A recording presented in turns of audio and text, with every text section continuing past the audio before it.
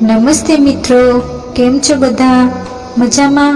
તો આજના વિડીયોમાં તમારું સ્વાગત છે। તો આજે આપણે શ્રી કૃષ્ણ માથા પર મોરપીંછ કેમ રાખે છે તે વિશે જાણીશું। તો ચાલો જાણીએ।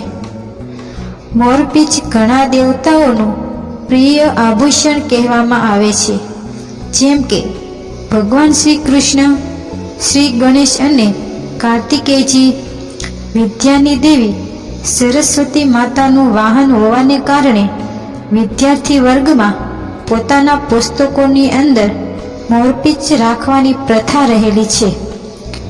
ધાર્મિક માન્યતાઓ અનુસાર કાન્હાનું સ્વરૂપ વાંસળી અને મોરના પીછા વિના અધૂરું માનવામાં આવે છે। ભગવાન શ્રી કૃષ્ણને મોરપીંછ ખૂબ જ પ્રિય છે। આ જ કારણ છે કે તેના તાજમાં હંમેશા મોરનું પીંછ હોય છે। શાસ્ત્રો અનુસાર ભગવાન વિષ્ણુના અવતારોમાં ફક્ત કૃષ્ણએ મોરનો મુંગટ પહેર્યો છે। કાન્હાએ મોરના પીછા પહેરવા એ માત્ર તેના માટે પ્રેમ કે લાગણીની નિશાની નથી, પરંતુ તેના દ્વારા ભગવાને અનેક સંદેશો પણ આપ્યા છે। એકવાર રાધા કૃષ્ણની વાંસળી પર નૃત્ય કરી રહી હતી અને પછી મોર પણ તેમની સાથે મહેલમાં નાચવા લાગ્યા। આ દરમિયાન એક મોરનું પીછું તૂટીને નીચે પડી ગયું। પછી શ્રી કૃષ્ણએ તેને પોતાના કપાળ પર શણગાર્યું।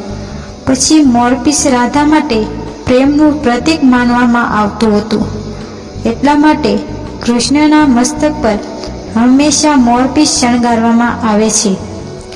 તમને મોરના પીંછા વગર ભગવાન કૃષ્ણની કોઈ તસવીર નહીં મળે। આના બે કારણો છે।